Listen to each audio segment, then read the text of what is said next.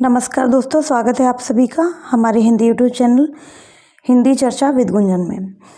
दोस्तों, जैसा कि आप लोग वीडियो देख रहे होंगे हमारा कि हमने कई सारे प्रैक्टिस सेट डाले हैं बीए प्रथम वर्ष का जो द्वितीय सेमेस्टर है उसके एग्ज़ाम से संबंधित। उसी प्रैक्टिस सेट की श्रृंखला में आज हम बीए सेकेंड ईयर का जो फोर्थ सेमेस्टर है उसमें आने वाला जो प्रश्न पत्र हिंदी विषय का है, हिंदी अनुवाद, उससे संबंधित कुछ प्रश्न लेकर आए हैं और आशा है आप लोग वीडियो पूरा देखेंगे। चलिए शुरू करते हैं। ये पहला प्रश्न है हमारा आज की प्रश्नावली के अंतर्गत का प्रश्न नंबर 1। प्रश्न है, अनुवाद शब्द अनुवाद से लिया गया है, यानी अनुवाद शब्द कौन सी भाषा का जो अनुवाद शब्द बना है, किस भाषा से अनुवाद शब्द लिया गया है। तो इसका 4 ऑप्शन है। Option A Latin, option B Greek, option C German, option C Norse. तो इसका राइट आंसर होगा ऑप्शन ए लैटिन भाषा। ऑप्शन ए लैटिन भाषा।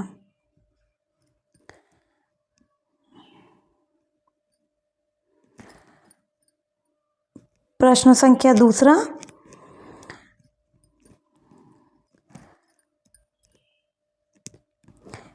एक यहाँ पर आपको स्पेस मिला है, डॉट डॉट है। एक मूल या स्रोत टेक्स्ट को दूसरी भाषा के टेक्स्ट में बदलने की प्रक्रिया क्या है। यानी जिस एक तो मूल भाषा का स्रोत का आपकी पुस्तक है या जो लिखा हुआ चीज़ है, जो टेक्स्ट है, उसको दूसरी भाषा के में जब हम बदलेंगे, टेक्स्ट के रूप में बदलेंगे दूसरी भाषा में, तो उस बदलने की प्रक्रिया को क्या कहते हैं। प्रश्न एक बार फिर से सुनिएगा। एक मूल या स्रोत टेक्स्ट को दूसरी भाषा के टेक्स्ट में बदलने की प्रक्रिया है। 4 ऑप्शन है। ऑप्शन ए व्युत्पत्ति विज्ञान, ऑप्शन बी अनुवाद, ऑप्शन सी ध्वन्यात्मकता, ऑप्शन डी भाषा विज्ञान। तो इसका राइट आंसर होगा ऑप्शन बी अनुवाद, क्योंकि अनुवाद हम 2 भाषा में होता है। एक मूल होता है जिसको मूल स्रोत कहते हैं, दूसरा है लक्ष्य स्रोत होता है जिस भाषा में अनुवाद करना चाहते हैं। चलिए नेक्स्ट क्वेश्चन की ओर बढ़ते हैं।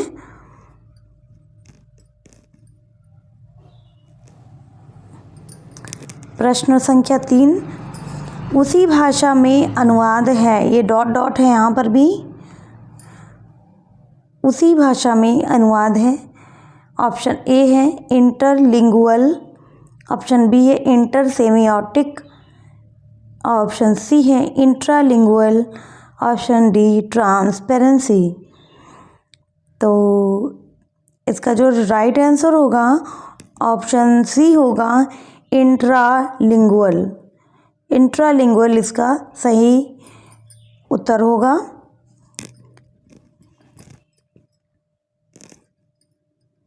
प्रश्न संख्या 4।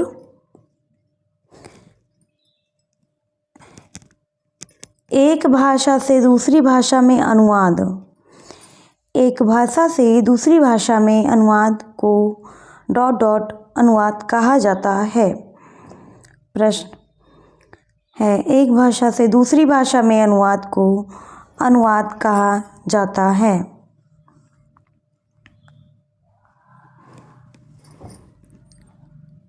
ऑप्शन है ऑप्शन ए अंतर्भाषी अनुवाद, ऑप्शन बी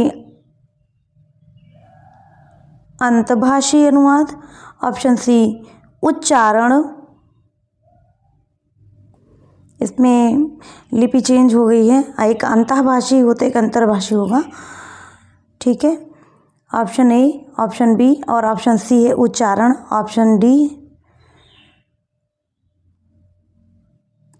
फिर अंतर्भाषी हो गया है, इसमें एक सही होगा। ये प्रश्न आप ऑप्शन थोड़ा सा देख लीजिएगा, कई सारे ऑप्शन, इस बात पे हमने ध्यान नहीं दिया। कई सारे अनुवाद एक जैसे ऑप्शन एक जैसे हो गए हैं।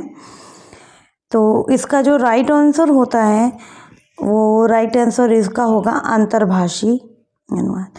अंतर्भाषी ये भी है, अंतर्भाषी ये भी और अंतर्भाषी ये भी है। ठीक है, यानी इसका जो राइट आंसर आप ध्यान रखिएगा कि एक अनुवाद से दूसरी भाषा में अनुवाद को अंतर्भाषी अनुवाद कहा जाता है।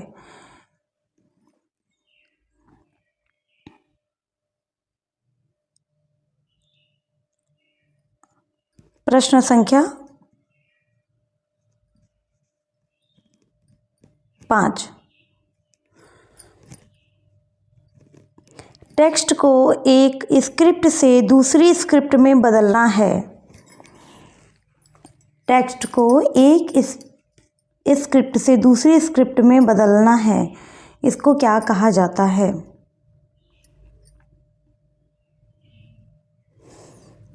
इसका राइट आंसर होगा, पहले तो इसका ऑप्शन देख लीजिए।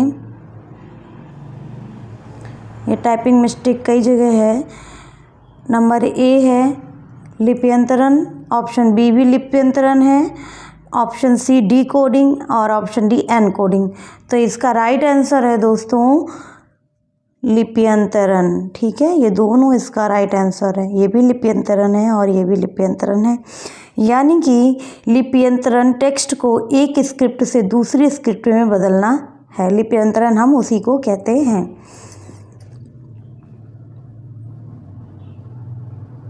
प्रश्न संख्या आगे अगली देखिएगा। प्रश्न संख्या 6। भाषा में साइन और साइन सिस्टम का अध्ययन है।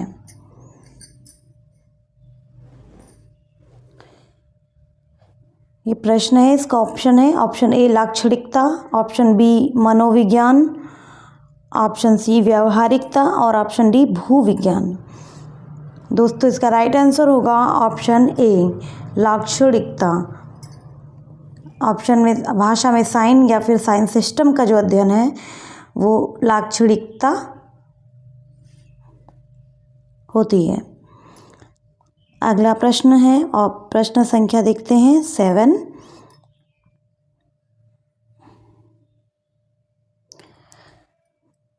एडवर्ड सपीर के अनुसार, ये सब अनुवाद अध्ययन के अंतर्गत जब हम लोग देखते हैं तो अनुवाद अध्ययन के अंतर्गत इन सब के नाम आपको पढ़ने को मिले होंगे। एडवर्ड सपीर के अनुसार सामाजिक वास्तविकता के लिए एक मार्गदर्शक है। कौन सी ऐसी चीज़ है जो सामाजिक वास्तविकता के लिए एक मार्गदर्शक है? ऑप्शन है, ऑप्शन ए व्याकरण, ऑप्शन बी भाषा, ऑप्शन सी शब्दकोश एंड ऑप्शन डी पुस्तक। तो इसका राइट आंसर होगा ऑप्शन बी भाषा। भाषा जो है सामाजिक वास्तविकता के लिए एक, अगर हमें सामाजिकता की वास्तविकता सामाजिक से जो जानना है तो एक मार्गदर्शक के लिए रूप में ये भाषा हमारी कार्य करती है, हमें सपोर्ट करती है। ठीक है, ऑप्शन 8 है अगला प्रश्न। अनुवाद में SL पाठ के प्रति वफादार और सटीक होना है। ये अनुवाद के अंतर्गत SL पाठ होता है, उसके प्रति वफादार और सटीक होना क्या कहलाता है? ऑप्शन ए विरूपण, ऑप्शन बी लक्ष्य भाषा, ऑप्शन सी निष्ठा एंड ऑप्शन डी स्रोत भाषा। तो इसका राइट आंसर होगा ऑप्शन सी निष्ठा।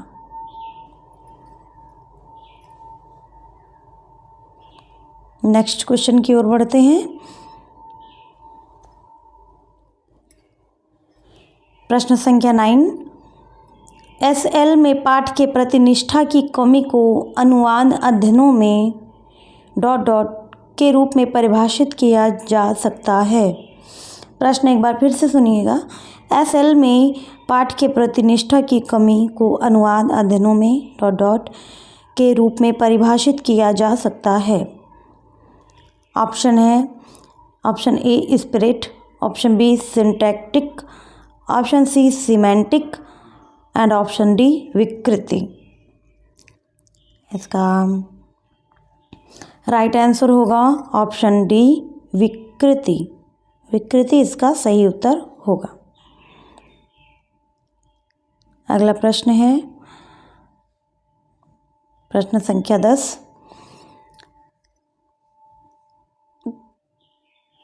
जैक बसन ने घोषणा की कि प्रत्येक काव्य कला तकनीकी रूप से डॉट डॉट है।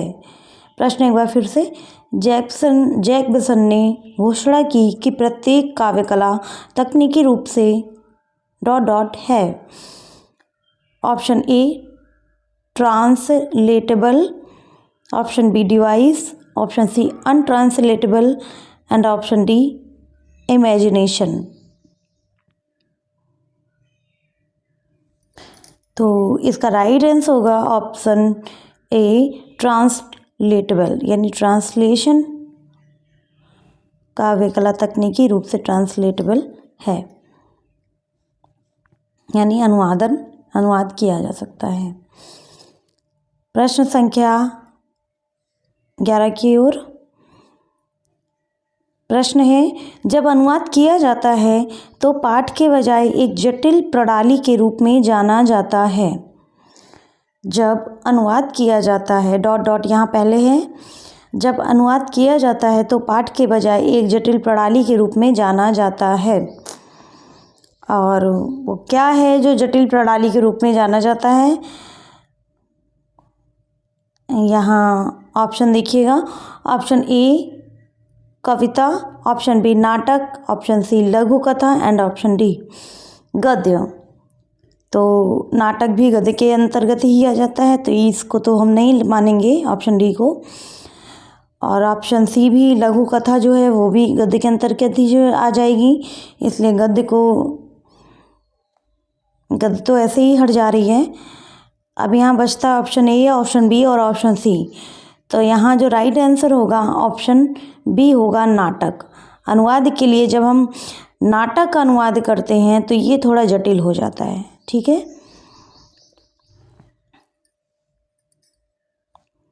अगले क्वेश्चन की ओर बढ़ते हैं। प्रश्न संख्या 12।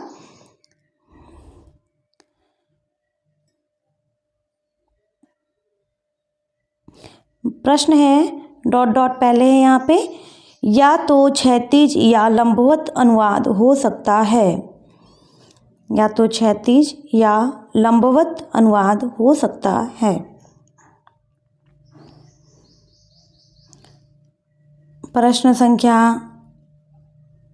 12 का ऑप्शन देखिए। ऑप्शन ए पैराफ्रास, ऑप्शन बी मध्यकालीन अनुवाद, ऑप्शन सी मेटाफ्रेज, ऑप्शन डी नकली। तो यहाँ पर राइट आंसर होगा मध्यकालीन अनुवाद। मध्यकालीन अनुवाद या तो क्षैतिज या लंबवत अनुवाद हो सकता है। चलिए आगे बढ़ते। प्रश्न संख्या 13। यहाँ पर भी डॉट डॉट पहले है। एक लेखक का शब्द दर शब्द और पंक्ति दर पंक्ति अनुवाद एक भाषा से दूसरी भाषा में कर रहा है। क्या कर रहा है? फिर से प्रश्न एक बार देखिए। एक लेखक का शब्द दर शब्द और पंक्ति दर पंक्ति अनुवाद एक भाषा से दूसरी भाषा में कर रहा है। ऑप्शन है ऑप्शन ए गलत अनुवाद, option B vertical, option C metaphrase and option D नकली। यहाँ पे ऑप्शन होगा ऑप्शन डी मेटाफ्रेज। एक लेखक का शब्द दर शब्द और पंक्ति दर पंक्ति अनुवाद एक भाषा से दूसरी भाषा में कर रहा है। प्रश्न संख्या 14। अंतभाषी अनुवाद को किस रूप में जाना जाता है? ठीक है, इसका ऑप्शन है rewording, option B retaining, option C transmutation, option D उपरोक्त में से कोई नहीं। तो इसका राइट आंसर होगा रीवर्डिंग। रीवर्डिंग अंतभाषी अनुवाद को रीवर्डिंग के रूप में भी जाना जाता है। प्रश्न संख्या 15, रोमन जैकबसन ने डॉट डॉट डॉट या फिर कितने प्रकार के अनुवाद को प्रतिष्ठित किया है। रोमन जैकबसन ने कितने प्रकार के अनुवाद को प्रतिष्ठित किया है। ऑप्शन है A 2, option B 3, option C 4 and option D 5। तो इसका राइट आंसर आप लोग अगर पढ़े होंगे तो ज़रूर जान रहे होंगे। ऑप्शन बी 3, जैकबसन ने 3 प्रकार के अनुवाद को प्रतिष्ठित किया है।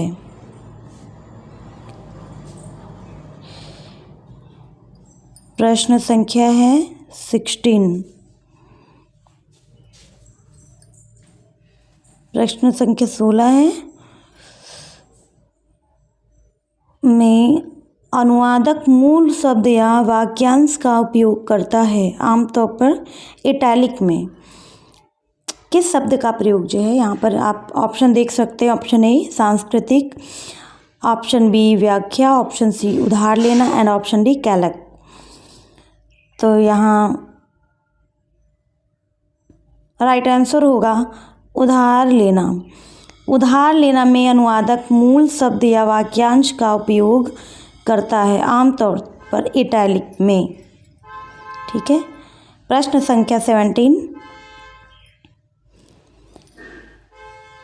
यहाँ पर भी में डॉट डॉट है। में अनुवादक लक्ष्य भाषा में उसी अनुपस्थिति की भरपाई के लिए लक्ष्य ग्रंथों में तत्व जोड़ता है। ऑप्शन है ऑप्शन ए भाषाई, ऑप्शन बी मुआवजा, ऑप्शन सी उधार लेना एंड ऑप्शन डी अनुकूलन। तो राइट आंसर होगा इसका ऑप्शन बी। अब सेंटेंस आपका बन जाएगा, मुआवजा में अनुवादक लक्ष्य भाषा में उनकी अनुपस्थिति की भरपाई के लिए लक्ष्य ग्रंथों में तत्व जोड़ता है। प्रश्न संख्या 18, एक अच्छा अनुवाद वह अनुवाद है जो लक्ष्य भाषा में एसएल टेक्स्ट का डॉट डॉट संदेश प्रदान करता है। इसके ऑप्शन है ऑप्शन ए विपरीत, ऑप्शन बी समकक्ष, ऑप्शन सी अप्रासंगिक एंड ऑप्शन डी गलत। तो यहाँ राइट आंसर होगा ऑप्शन बी समकक्ष। यानी एक अच्छा अनुवाद वह अनुवाद है जो लक्ष्य भाषा में एसएल टेक्स्ट का समकक्ष संदेश प्रदान करता है। प्रश्न संख्या अगली देखते हैं।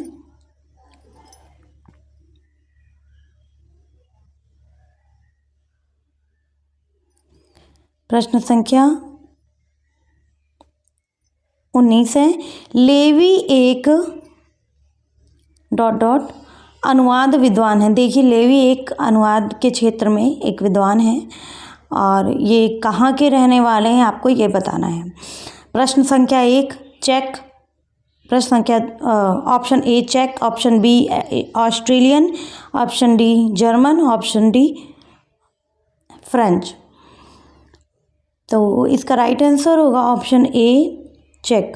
लेवी एक चेक गणराज्य है। चेक गणराज्य यानी चेक अनुवाद विद्वान है।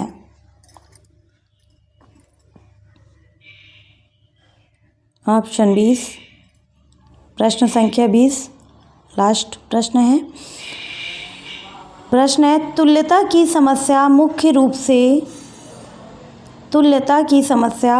से डॉट डॉट के अनुवाद में उत्पन्न होती है।